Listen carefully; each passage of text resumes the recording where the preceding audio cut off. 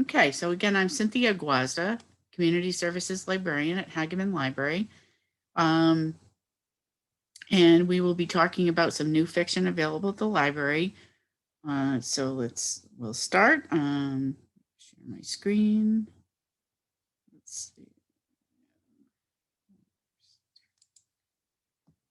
Okay.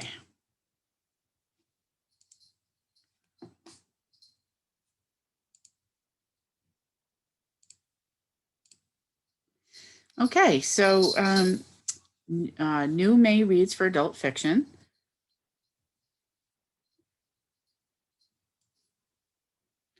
And the first book I'd like to speak with you about today is Teeny Tales by Alexander McCall Smith. It is often said that the best things in life come in small packages. Anyone in search of proof need to look no further than the stories in this collection, brief, utterly engaging tales that offer lasting surprise and delight. In Teeny Tales, Alexander McCall Smith explores romance, ambition, kindness, and happiness in 30 short stories accompanied by 30 witty cartoons designed by Ian McIntosh, McCall Smith's longtime creative collaborator. Here we meet the first Australian Pope who hopes to finally find some peace and quiet back home in Perth. A psychotherapist turned motorcycle racetrack manager, and an aspiring opera singer who gets her unlikely break on stage. And of course, we spend time in McCall Smith's beloved Scotland, where we are introduced to progressive Vikings, a group of housemates with complex romantic entanglements, and a couple of globe-trotting dentists. These tales and illustrations depict the full scope of human experience and reveal the rich tapestry of life, painted in miniature. That's Teeny Tales by Alexander McCall Smith, and that's available now at the library. So the next book is There's No Such Thing as an Easy Job by Kekuko Sumuro. Kekuku Sumura, excuse me. There's No Such Thing as an Easy Job by Kekuku Sumura. A young woman walks into an employment agency and requests a job that has the following traits. It is close to her home and it requires no reading, no writing, and ideally very little thinking. Her first gig, watching the hidden camera feed of an author suspected of storing contraband goods, turns out to be inconvenient. When can she go to the bathroom? Her next gives way to the supernatural, announcing advertisements for shops that mysteriously disappear. As she moves from job to job, writing trivia for rice cracker packages, punching entry tickets to a purportedly haunted public park, it becomes increasingly apparent that she's not searching for the easiest job at all, but something altogether more meaningful. And when she finally discovers an alternative to the daily grind, it comes with a price. This is the first time Kikuko Sumora, winner of Japan's most prestigious literary award, the Akutagawa Prize, has been translated into English. There's No Such Thing as an Easy Job is as witty as it is unsettling. It's a jolting look at the maladies of late capitalist life through the unique and fascinating lens of modern Japanese culture. The next book is The Music of Bees by Eileen Garvin. 44-year-old Alice Holtzman is stuck in a dead-end job, bereft of family, and now reeling from the unexpected death of her husband. Alice has begun having panic attacks whenever she thinks about how her life hasn't turned out the way she dreamed.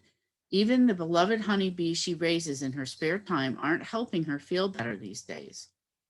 In the grip of a panic attack, she nearly collides with Jake, a troubled, paraplegic teenager with the tallest mohawk in Hood River County, while carrying 120,000 honeybees in the back of her pickup truck. Charmed by Jake's sincere interest in her bees and seeking to rescue him from his toxic home life, Alice surprises herself by inviting Jake to her farm. And then there's Harry, a 24-year-old with debilitating social anxiety who's desperate for work. When he applies to Alice's ad for part-time farm help, he's shocked to find himself hired. As an unexpected friendship blossoms among Alice, Jake, and Harry, a nefarious pesticide company moves to town, threatening the local honeybee population and illuminating deep-seated corruption in the community. The unlikely trio must unite for the sake of the bees, and in the process, they just might forge a new future for themselves. Beautifully moving, warm, and uplifting, the music of bees is about the power of friendship, compassion in the face of loss, and finding the courage to start over at any age when things don't turn out the way you expect. That's the music of Bees by Eileen Garvin. Mirrorland by Carol Johnstone. Kat lives in Los Angeles, far away from 36 Westrick Road, the imposing Gothic house in Edinburgh, where she and her estranged twin sister Elle grew up. As girls, they invented Mirrorland, a dark, imaginary place under the pantry stairs full of pirates, witches, and clowns. These days, Kat rarely thinks about their childhood home or the fact that Elle now lives there with her husband Ross. But when Elle mysteriously disappears after going out on her sailboat, Kat is forced to return to 36 Westrick Road, which has scarcely changed in 20 years. The grand old house is still full of shadowy corners, and at every turn, Kat finds herself stumbling on long-held secrets and terrifying ghosts from the past. Because someone, Elle, has left Kat clues in almost every room, a treasure hunt that leads right back to Mirrorland, where she knows the truth lies crouched and waiting. A twisty, dark, and brilliantly crafted thriller about love and betrayal, redemption and revenge. Mirrorland is a propulsive, page-turning debut about the power of imagination and the price of freedom. Mirrorland by Carol Johnstone. When the Stars Go Dark by Paula McLean. Anna Hart is a seasoned missing persons detective in San Francisco with far too much knowledge of the darkest side of human nature. When tragedy strikes her personal life, Anna, desperate and numb, flees to the Northern California village of Mendocino to grieve. She lived there as a child with her beloved foster parents, and now she believes it might be the only place left for her. Yet the day she arrives, she learns that a local teenage girl has gone missing. The crime feels frighteningly reminiscent of the most crucial time in Anna's childhood, when the unsolved murder of a young girl touched Mendocino and changed the community forever. As past and present collide, Anna realizes that she has been led to this moment. The most difficult lessons of her life have given her insight into how victims come into contact with violent predators. As Anna becomes obsessed with saving the missing girl, she must accept that true courage means getting out of her own way and learning to let others in. Weaving together actual cases of missing persons, trauma theory, and a hint of the metaphysical, the propulsive and deeply affecting novel tells a story of fate, necessary redemption, and what it takes when the worst happens to reclaim our lives and our faith in one another. When the Stars Go Dark by Paula McLean. Wild Women and the Blues by Denny S. Bryce. 1925, Chicago is the jazz capital of the world, and the Dreamland Cafe is the ritziest black and tan club in town. Honoree Dalcour is a sharecropper's daughter, willing to work hard and dance every night on her way to the top. Dreamland offers a path of the good life to the good life, socializing with celebrities like Louis Armstrong and filmmaker Oscar Macau. But Chicago is also awash in bootleg whiskey, gambling, and gangsters, and a young woman driven by ambition might risk more than she can stand to lose. 2015, film student Sawyer Hayes arrives at the bedside of 110-year-old Honoree Dalcour, still reeling from a devastating loss that has taken him right to the brink. Sawyer has rested all his hope on this frail but formidable woman, the only living link to the legendary Oscar Macau. If he's right, if she can fill in the blanks in his research, perhaps he can complete his thesis and begin a new chapter in his life.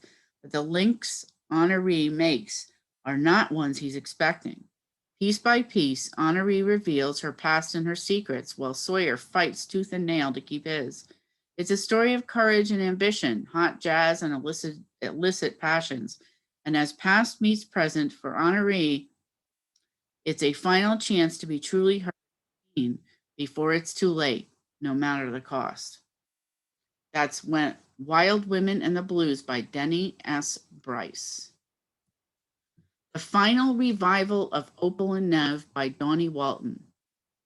Opal is a fiercely independent young woman pushing against the grain in her style and attitude. Afro-punk before that term existed. Coming of age in Detroit, she can't imagine settling for a 9-to-5 job despite her unusual looks. Opal believes she can be a star.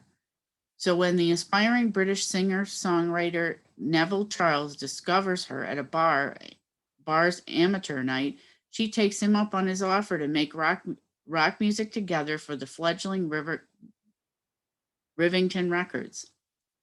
In early 70s New York City, just as she's finding her niche as part of a flamboyant and funky creative scene, a rival band signed to her label brandishes a Confederate flag at a promotional concert. Opal's bold protest and the violence that ensues sets off a chain of events that will not only change the lives of those she loves, but also be a deadly reminder that repercussions are always harsher for women, especially Black women, who dare to speak their truth. Decades later, as Opal considers a 2016 reunion with Nev, music journalist S. Sonny Shelton seizes the chance to curate an oral history about her idols. Sonny thought she knew most of the stories leading up to the cult duo's most politicized chapter, but as her interviews dig deeper, a nasty new allegation from an unexpected source threatens to blow up everything. Provocative and chilling, the final revival of Opal and Nev features a backdrop chorus of unforgettable voices, a heroine, the likes of which we've not seen in storytelling, and a daring structure that introduces a bold new voice in contemporary fiction. That's called The Final Revival of Opal and Nev by Donnie Walton. Liberty by Caitlin Greenidge. Coming of age in a free Black community in Reconstruction era Brooklyn, Liberty Sampson is all too aware that her purposeful mother, a practicing physician, has a vision for their future together. Liberty is to go to medical school and practice alongside her. But Liberty, drawn more to music than science, feels stifled by her mother's choices and is hungry for something else. Is there really only one way to have an autonomous life?